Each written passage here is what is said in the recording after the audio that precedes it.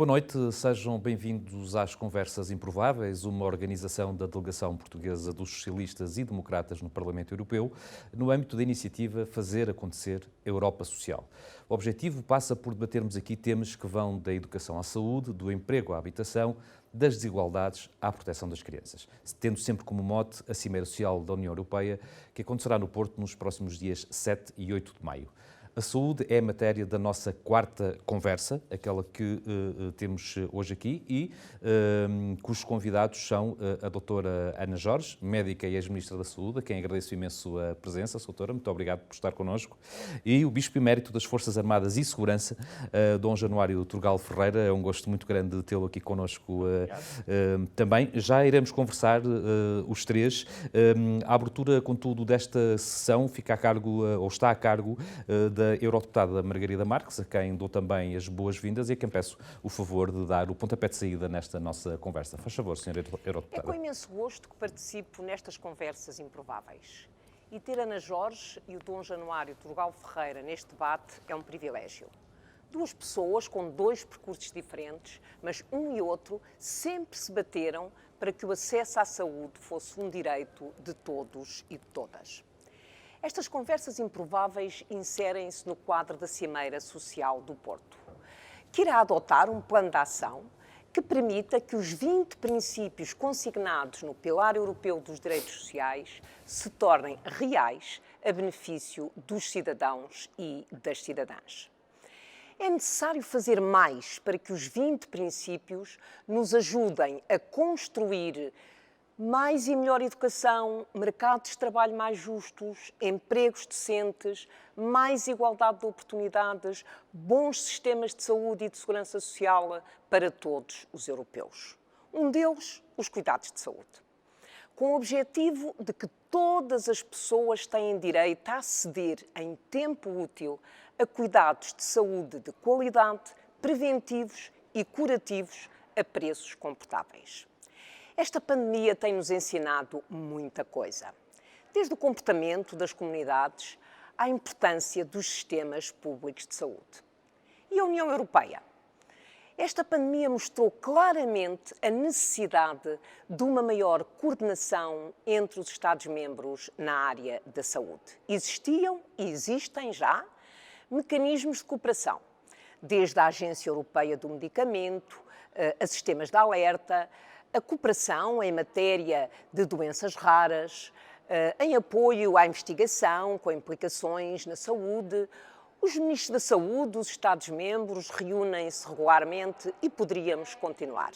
Muito importante, sem dúvida. Achamos, no entanto, que é o momento de também na saúde darmos mais um passo no processo de integração europeia. Por isso, propus logo no princípio desta pandemia a criação de uma União para a Saúde. À semelhança, aliás, do que a União Europeia já tinha feito relativamente à União da Energia num momento particularmente sensível de abastecimento energético na União Europeia. Mas para que isso possa acontecer é necessário, primeiro, vontade política, depois, os meios necessários. E isso levou-me, enquanto negociadora do Orçamento Plurianual da União Europeia, 2021-2027, pelo lado dos socialistas, a propor triplicar o orçamento do Programa Saúde EU for Health, de 1,7 para 5,1 mil milhões de euros.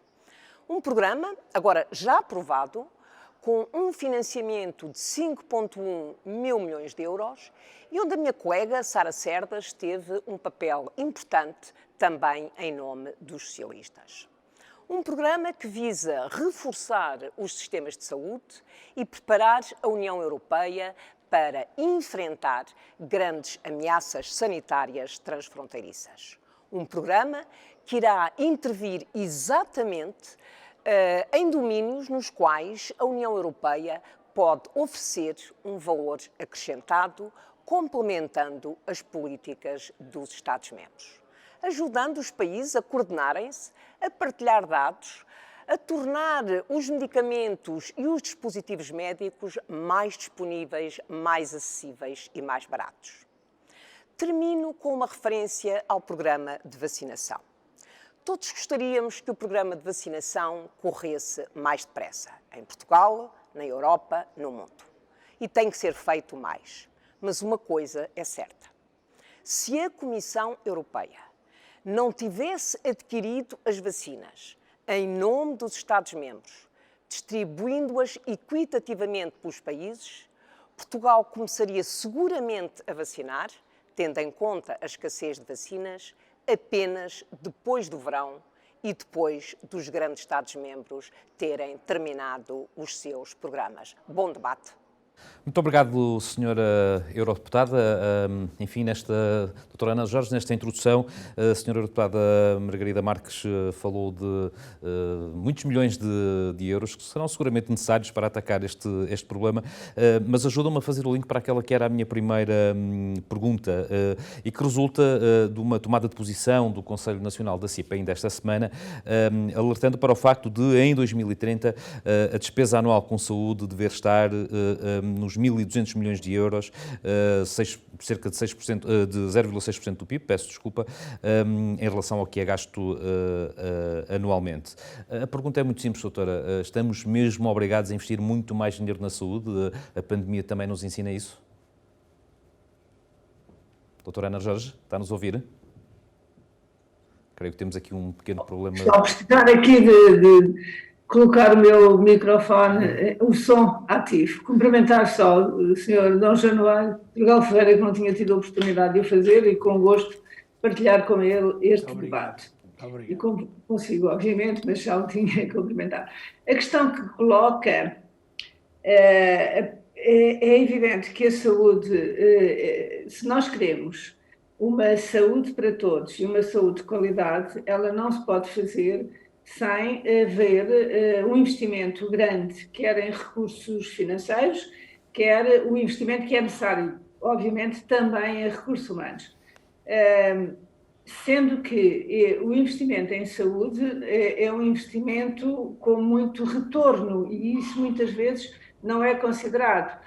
Nós temos que, e as políticas e as orientações aqui naquilo que respeita à saúde, muito, e que a senhora Eurodeputada Margarida acabou de falar, que é nos cuidados preventivos e curativos, não podemos esquecer que temos que apostar muito numa saúde integrada, na prevenção, porque se até aqui a prevenção tem sido sempre o chamado parente pobre, muitas vezes na área do investimento.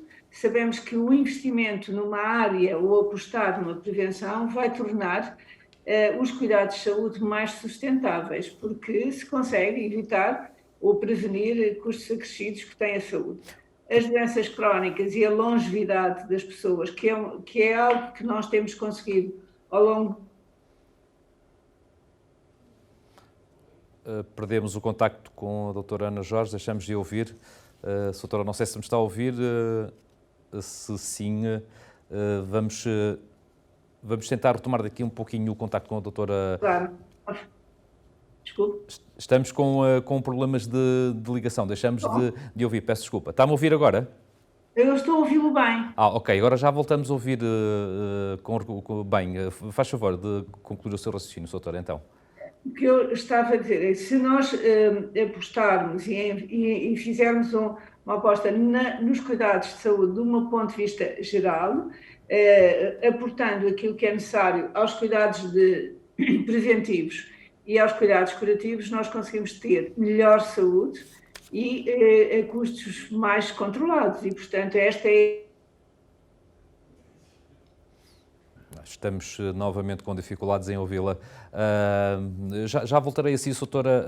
Vamos ver se conseguimos melhorar aqui a nossa ligação. Viro-me para o doutor, peço desculpa, também é doutor, no seu métier. Dom Januário, teve a oportunidade de prefaciar o livro Salvar o SNS, escrito por João Semedo e António Arnaud, que infelizmente já não estão connosco, já não estão entre nós. O que é que aprendeu, digamos assim, para prefaciar esse livro? É mesmo preciso salvar o SNS? Os meus cumprimentos à doutora Ana Jorge, agradeço muito a gentileza da saudação.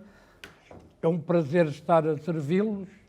Eu venho aqui como cidadão, sempre pratiquei o Serviço Nacional de Saúde, sou utente do Serviço Nacional de Saúde, depois houve uma altura, infelizmente, na tragédia da Troika, eu achei, tendo possibilidades de utilizar a plataforma militar, visto como Bispo das Forças Armadas, sem eu ter méritos, recebi um posto, o qual eu, depois julgarão aquilo que eu fui, e então bati à porta do Hospital Militar. A experiência que eu tenho do Serviço Nacional de Saúde é esplêndida, do ponto de vista pessoal.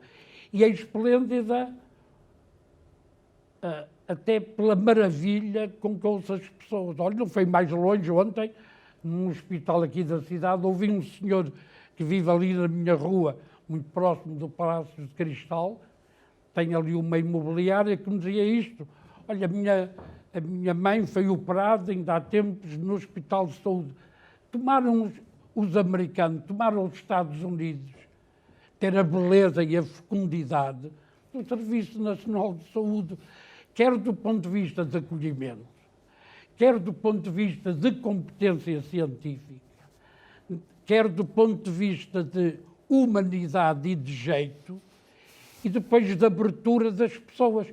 Eu sei que há muitas deficiências, eu sei que há muitos problemas, eu sei que há muitas inexatidões, mas como é que é possível, de forma gratuita, com sentido universal e, sobretudo, com uma preparação científica ímpar?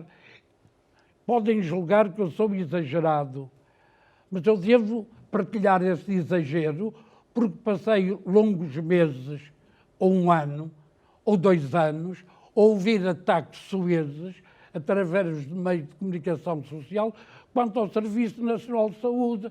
São as listas de espera, faltam médicos, isto não funciona, é uma crise terrível, isto é o caos, são as ambulâncias à porta de...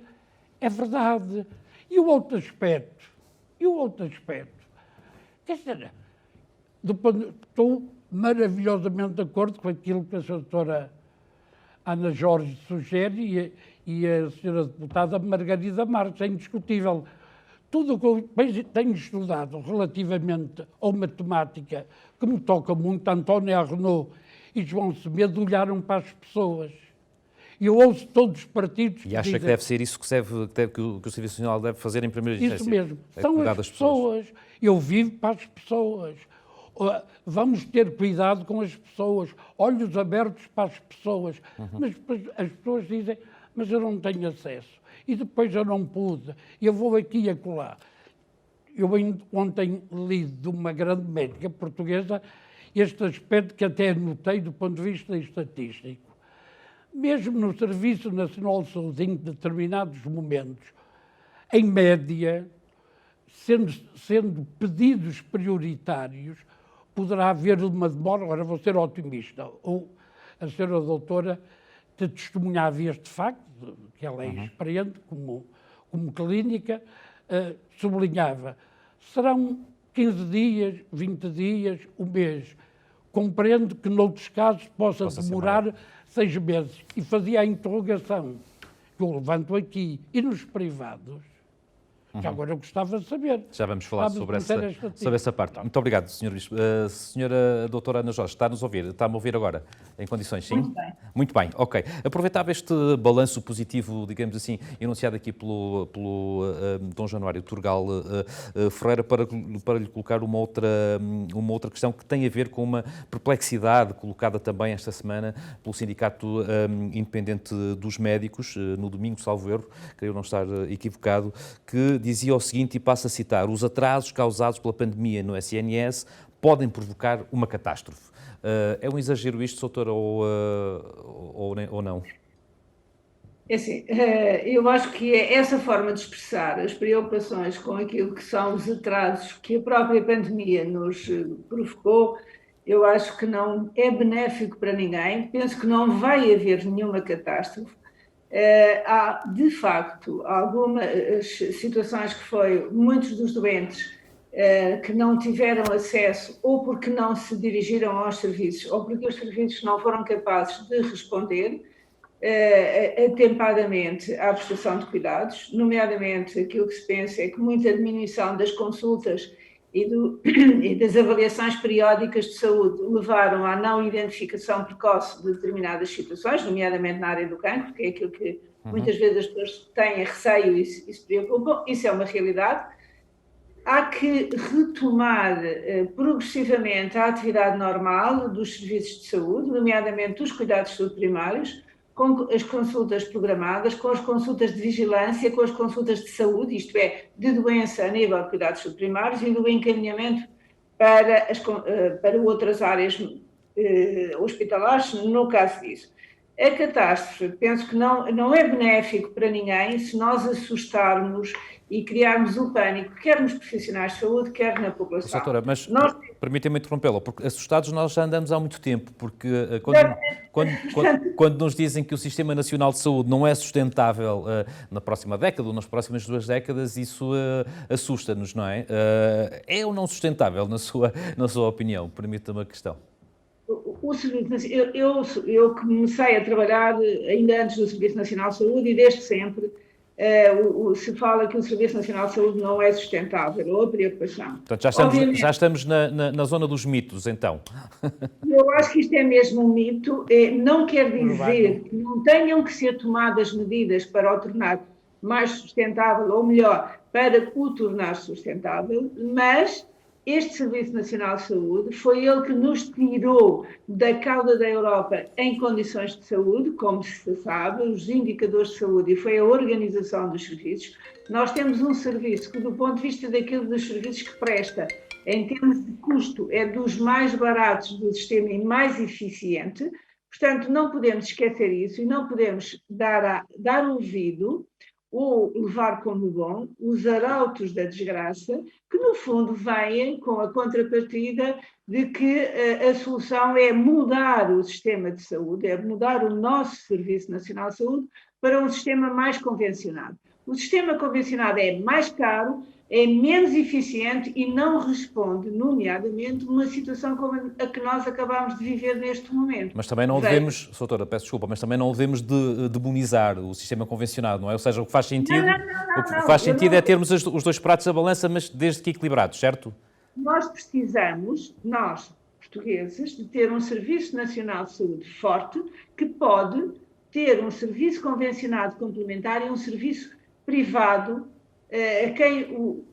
com o qual se podem estabelecer acordos e convenções ou acordos para tratar determinadas áreas em complementaridade. Neste momento, a evolução que houve ao longo dos anos, do ponto de vista do controle e da capacidade de negociação, já existe no serviço público e é disso. Voltamos a perder a ligação, estamos aqui com um problema na net. Doutora, não sei se me está a ouvir. Doutora? Vamos ter que voltar outra vez Também a mesma coisa. E é desta junção dos três componentes que compõem o sistema de saúde, mas não esquecendo que só é bom para a população portuguesa, quer a nível da prestação de cuidados, quer a nível da sua sustentabilidade, se o serviço público for suficientemente forte para poder ser ele o regulador e da defesa da saúde para todos. Muito bem, muito obrigado, doutora.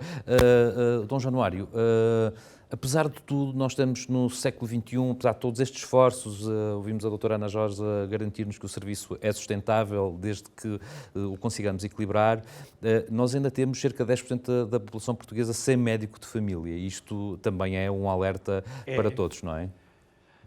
É claro que nós temos carências muito sérias, mas aquilo que eu encaro com seriedade é a vontade e a decisão. Ainda que eu, por toda a investigação que tenho feito, vou verificando que, sobretudo a partir da Troika, houve o subfinanciamento que subiu uns degraus verdadeiramente significativos, mas mesmo até 2020 Vi, por exemplo, um documento assinado por um antigo diretor-geral de saúde em que diz nós ainda não atingimos essa meta.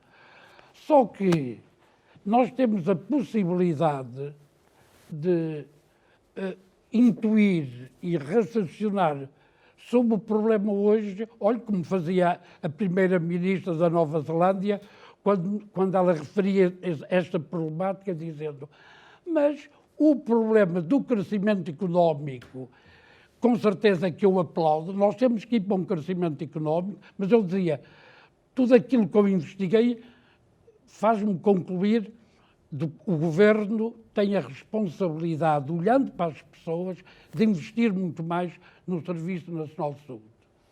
E olhando para o futuro, e um futuro muito próximo, não pode ser apenas uma promessa que outros dizem que é propaganda. Nós temos que injetar, peço desculpa pelo verbo, temos que injetar na saúde muito mais a cordialidade e a justiça económica relativamente a estas pessoas. Mas o próprio crescimento económico por si não faz nada se não houver todo um sistema que inclua as pessoas e não as deixe fora do sistema ou atrás do próprio sistema. Isto dizia a Jacinta Ardern, olha, como a doutora Ana Jorge acaba de sublinhar. Eu estou convicto que se houver esta vontade, o PIB deve receber uma racha muito séria para este lado, porque não falta dinheiro para outros setores. Eu não quero vir aqui fazer propaganda política, que não é minha missão.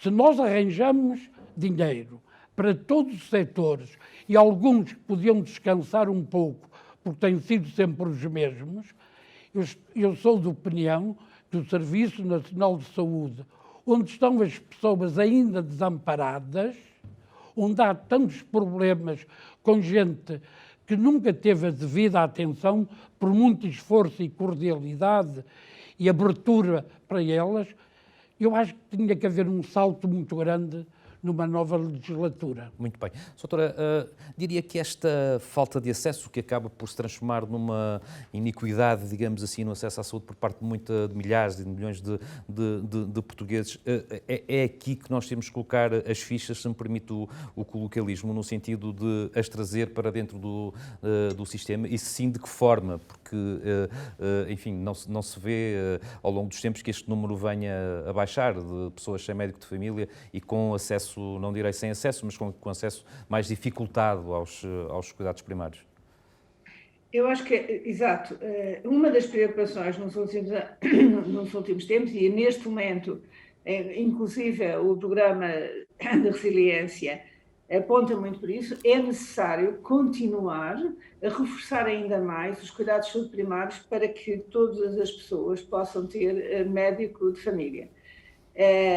Tem havido um esforço muito grande, e eu penso que, apesar de tudo, neste momento são 10%, que é significativo, obviamente, não quero desvalorizar isso, mas tem havido progressivamente uma forma de organização dos cuidados subprimários de maneira a poder dar acesso a todas as pessoas ao médico de família ou às equipas de família. Portanto, a saúde não se faz só com médicos e muitas vezes está focado só em médicos.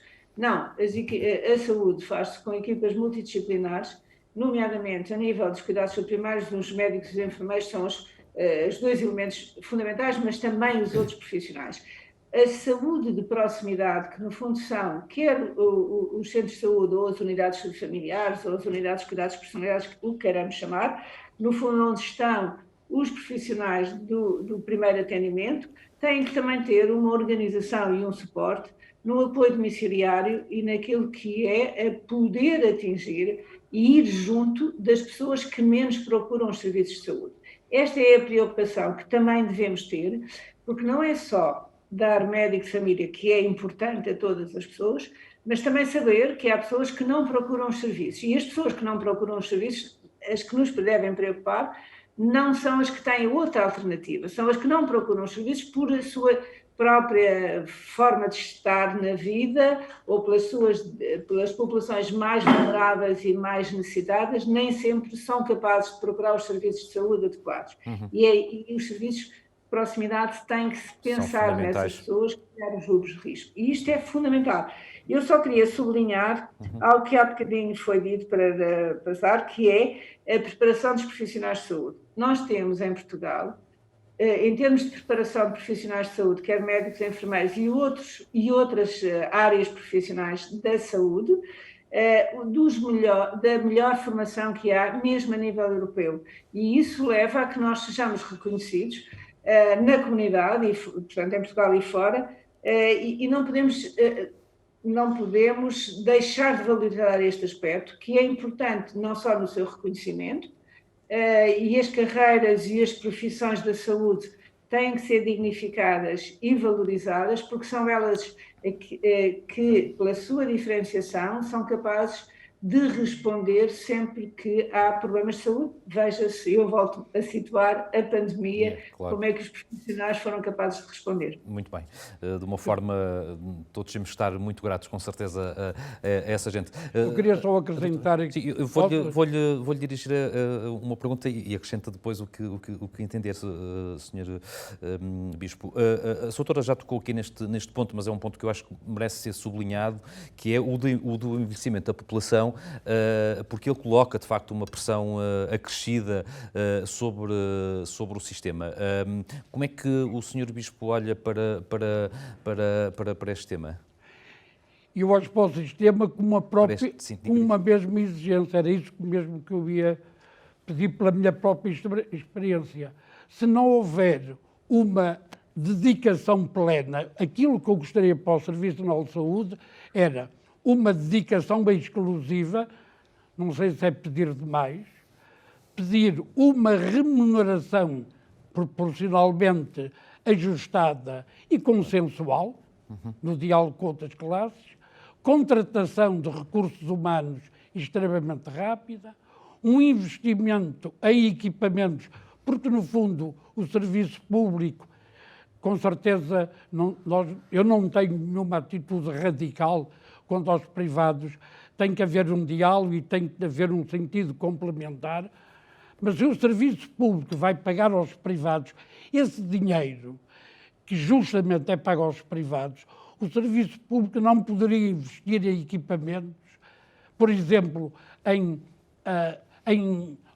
laboratórios de análise ao longo do país, o crescimento de funcionários. Talvez a doutora Ana Jorge nos ajude aqui um bocadinho. Doutora, é possível fazer este exercício? Isto é pedir muito, com certeza.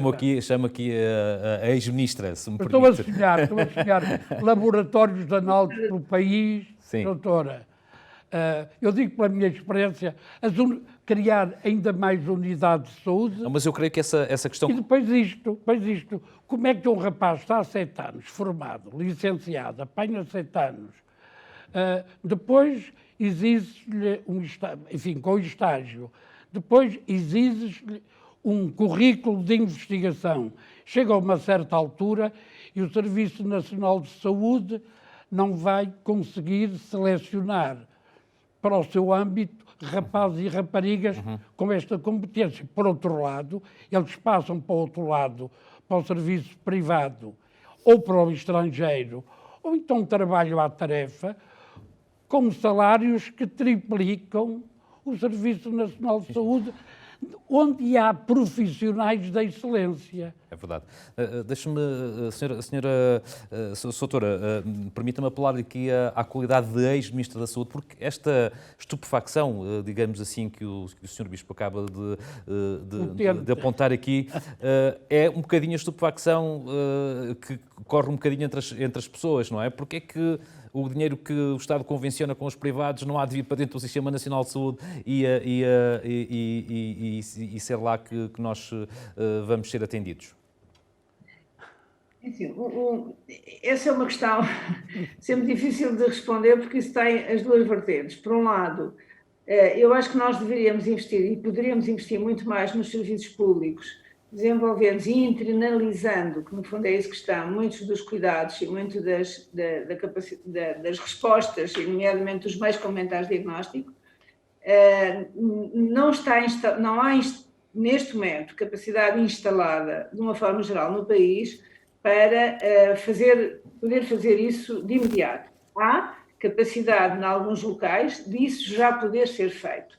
Obviamente que, muitas vezes, para isso também, não só a internalização, nomeadamente meios complementares de diagnóstico, implica também ter recursos humanos dentro do sistema que o possam fazer. Não é só tecnologia, são fundamentalmente também pessoas. As pessoas, e a Dona Januária há bocadinho falou um pouquinho nisso, do ponto de vista da valorização do profissional de saúde, os técnicos ou os profissionais mais diferenciados foram aqueles que, durante estes últimos anos, os serviços, as entidades privadas, os grandes grupos, e são os grandes grupos económicos da saúde privados, não é? Neste momento, a medicina privada em Portugal não é o que era aqui há uns anos atrás, são os grupos privados que contratam médicos e médicos diferenciados. E que lhes... muito bem pagos. Voltamos a perder o contacto, estamos aqui com algum azar. Não estamos a ouvir a senhora doutora Ana Jorge. Enfim, temos sempre aqui o senhor Bispo para... Peço desculpa. Não me está a ouvir. Agora voltamos a ouvir. Peço só que retome os últimos 20 segundos do seu raciocínio, por favor. O que estava a dizer é, nos últimos tempos, nos tempos da Troika, houve uma desvalorização da remuneração dos médicos, com baixas acentuadas nos vencimentos, e que foram, quer dos médicos, quer dos profissionais, mas dos médicos isso foi muito acentuado, uma perda significativa. Houve fuga dos profissionais mais diferenciados, ou a tempo inteiro, e deixaram os serviços públicos para estar só nos grandes grupos privados, ou a tempo parcial. E isso descapitalizou muito a capacidade do serviço público de retomar ou de poder estar, e do reconhecimento. Portanto, o reconhecimento das profissões da saúde e de reter no serviço público dos mais diferenciados terá que ser feito não com os mesmos níveis salariais, mas pelo menos melhor do que o que estão a ser neste momento, portanto uma revalorização das profissões da saúde como elementos essenciais para suster os serviços públicos, que são aqueles que garantem uma saúde para todos, de uma forma igual ou equitativa, quer dizer, quem tem acesso à saúde, aos cuidados que cada um necessita, de uma forma geral, e que isso é possível, o tal que eu há pouco dizia, com o reforço dos serviços públicos. A integração total poderá ser feita, mas tem que haver aqui, de facto, depois algum equilíbrio, e que é positivo, entre os diferentes setores. Há algumas áreas, nomeadamente algumas áreas do país, em que, pela diminuição da população, portanto, isto tem que ser enquadrado de um ponto de vista geral. Não podemos olhar a saúde como o único, fora do contexto da comunidade, embora eu defenda muito, como sabem, todo o reforço de um serviço público, de poder responder a todos, com muitas capacidade da realização, não só de atendimento dos doentes, como daquilo que se falou na área do diagnóstico e dos exames. Mas é preciso ter uma dinâmica que muitas vezes a administração pública, e agora os hospitais não são administração pública, mas os cuidados de saúde primários pertencem a isso, têm uma malha complexa de concursos, e os concursos são muito demorados, as pessoas acabam uma especialidade e são excelentes, mas levam muito tempo e desistem, e são atrativos as alternativas do privado. Para outros lados. Muito bem. Muito bem, muito obrigado. Soutora, muito obrigado. Sr. Bispo, estamos a terminar o tempo, ele corre rápido. Eu ainda estava aqui com sonhos mais. Muito bem, mas falará deles com certeza. Queria só colocar-lhe esta questão, ou lançar-lhe este desafio. Nós vamos ter a Cimeira Social aqui no Porto, os cuidados de saúde são um dos 20 pilares a tratar. Se tivesse a oportunidade de se dirigir a quem tem poder para decidir sobre esta matéria, qual era a mensagem que lhes deixava? Eu pedi ao Sr. Ministro das Finanças que fizesse um corte muito sério e uma distribuição com certeza equitativa. Eu pensei os múltiplos problemas que nós temos, mas os problemas maiores do país são para os desamparados. Estamos próximos do 25 de Abril, hora felicíssima para o país, democracia e, sobretudo, neste grande pacote da democracia, gente que nunca teve nada da liberdade e dos direitos. E há muita gente que ainda está quase à porta do Serviço Nacional de Saúde, quando tem médicos em todos os aspectos apetrechados dos maiores valores, competência científica, deontologia, capacidade ética, organização, uma gestão aprofundada, sustentada. Eles mesmos gostariam de ser protagonistas de uma mudança muito grande. Eu deixaria ao Dr. João Leão e o apelo ao Sr. Primeiro-Ministro, com a respeitabilidade com que eu trato as pessoas, mas sou um porta-voz, não para mim que sou utente, mas para outros. Eu estou convencido, Paulo, digo aqui, a vacinação que tem ido, como dizia o Sr. Primeiro-Ministro, um pouco a conta-gotas, não por culpa de Portugal, mas eu acho um êxito estrondoso. Estamos a fazer o melhor. E ao lado do Serviço Nacional de Saúde, eu não tenho qualquer dúvida, estamos na 13ª posição no mundo, temos prestígio do ponto de vista científico, se nós falarmos em certas doenças, não as quero enumerar, certas especialidades, porque parece que vou ser deselegante com outras. Mas há hoje até, em especialistas portugueses, determinadas temáticas em que nós somos de fronteira. Top. Exatamente, somos os Cristianos Ronaldos temos mesmo. Bastantes nesta área da Apesar saúde. do Cristiano Graças a Deus. forma agora. Exatamente. Doutora, terminava com esta questão que ficou-me aqui, escrevi aliás aqui, a Eurodeputada Margarida Marques falou nesta possibilidade, que gostaria de ver concretizada, de uma união para a saúde. A doutora acha que isto é viável? É um sonho que eu acho que se tem que tornar realidade e que eu acho que, apesar de tudo, tem feito algumas evoluções positivas. Eu gostava imenso de falar sobre isso. A propósito desta nossa conversa, eu revi e algo foi muito significativo e que tem a ver com isso. A saúde, a nível da Comunidade Europeia, passou, ou deve ser, e esta cimeira sobre os direitos sociais, sendo ele um dos pilares, colocou a saúde como um direito e não como um bem de consumo.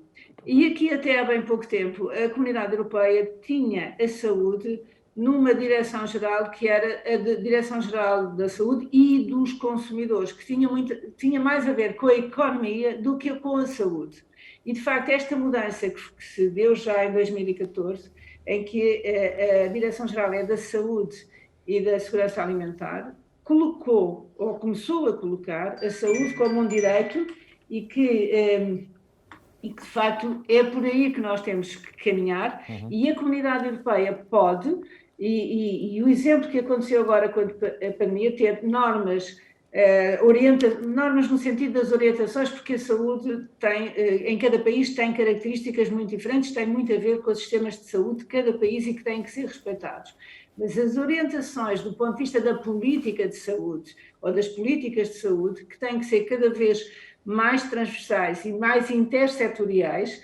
A saúde não se faz com cuidados de saúde, não se faz com médicos, enfermeiros e terapeutas, faz-se com políticas de saúde na área da prevenção, na área do desenvolvimento da saúde, que no fundo tem a ver com a saúde em todas as políticas, com o combate ao tabagismo, às alterações de comportamento, à vida mais saudável, e etc. E que isso possa ser feito com um grande investimento a nível da saúde como um bem, como um direito, e um direito social, um direito como pessoa, não é? O reconhecimento dos direitos humanos, e em que um deles é de facto o direito à saúde, em que todos têm que estar envolvidos. Muito bem. A comunidade pode de facto caminhar para esse sentido. Este investimento que a Margarida Marques anunciou, que é o maior investimento também, até do ponto de vista financeiro, global, e depois ter concretizações em cada país. E, de facto, aquilo que também é apontado é que esta cimeira leva ou vai levar a planos de ação, de intervenção e da concretização para que os 20 pilares possam concretizar. Sociais possam ser concretizáveis em todos nós, Muito para bem. uma Europa mais saudável, mais comunitária, mais global. Mais humana, mais humana. Exatamente. É com este olhar humanista sobre ou humano, como quisermos, sobre um problema tão complicado como é o dos cuidados de saúde e do acesso aos cuidados de saúde, um direito fundamental para todos nós, que terminamos esta conversa improvável, e eu retomo os agradecimentos à doutora Ana Jorge por ter estado connosco. Eu posso pedir só um minuto? O minuto é muito. Ana Jorge deixa. O minuto são, eu queria tem que deixar ser 15 uma segundos. saudação à doutora Ana Jorge. Muito bem. Porque lembro os tempos difíceis de todo este problema. Lembro, isto há 20 anos, ou cerca de 20 anos, numa época difícil, ou que se apresentava como difícil, o desempenho da Ministra de Saúde da altura. Para além da rara competência, a amabilidade, a cordialidade e a elegância de maneiras, teve sempre a coragem política na defesa dos direitos da pessoa. A grande preocupação que eu tenho como utente e como homem comum da sociedade portuguesa, neste momento é a saúde mental. Sim. A saúde das crianças. Saúde mental. Dava outro programa. Temos que terminar sobre isto.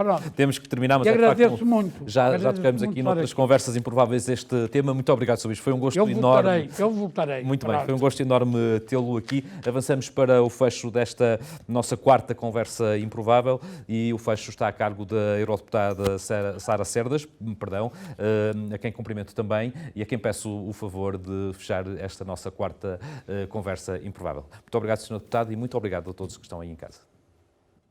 Muito obrigada, Paulo Ferreira. Cabe-me a mim, então, o encerramento desta quarta conversa improvável. Cumprimento a minha colega, a eurodeputada Margarida Marques, o Bispo Dom Januário e a doutora Ana Jorge por mais uma conversa interessante e improvável sobre o tema da saúde. Aqui na União Europeia, a saúde é a prestação de cuidados de saúde é uma competência de cada Estado-membro. Mas a proteção da saúde pública, que vai muito mais além da simples prestação de cuidados de saúde, é uma competência partilhada entre a União Europeia e cada país. É nesta premissa que nós pretendemos criar a tal União Europeia para a Saúde, tornar a União Europeia mais resiliente para dar resposta àqueles que são os principais desafios para a saúde e que foram aqui elencadas pelos nossos dois convidados. Aqui importa termos uma boa aposta na prevenção da doença e na promoção da saúde, tendo, como o Sr. Bispo referiu, as pessoas no seu cerne, ter uma abordagem de saúde mais holística, centrada no doente, e que tenha também uma abordagem de saúde em todas as políticas. O que é que isto significa? Que teremos que também atuar naqueles que são os determinantes sociais de saúde, os determinantes que irão determinar o estado de saúde de um indivíduo e também o estado de saúde de toda a população, nomeadamente as condições onde crescemos, onde trabalhamos, onde vivemos, se temos acesso à água potável, se temos acesso a condições de habitação dignas, se temos acesso a bons empregos que não coloquem em risco a nossa saúde, tanto física como a saúde mental, tal como aqui foi referido. A saúde mental é sim um tópico que poderia dar toda uma outra conversa improvável, mas a saúde mental tem de ter uma boa prioridade nesta nova União Europeia para a saúde que estamos a formar. Prevenção da doença, promoção da saúde, tornar os sistemas de saúde mais resilientes. Tendo sido negociadora do Programa Europeu para a Saúde, tentei e conseguimos imprimir que existam testes de stress para os sistemas de saúde, testar o nosso SNS, perceber onde estão as suas falhas para conseguir corrigi-las e para conseguirmos dar resposta às necessidades reais sentidas pelos cidadãos, pelos utentes, de forma a ter um SNS que responda aos principais desafios do presente e do futuro. Mais uma conversa improvável a preparar a Cimeira Social do Porto no próximo dia 7 e 8 de maio.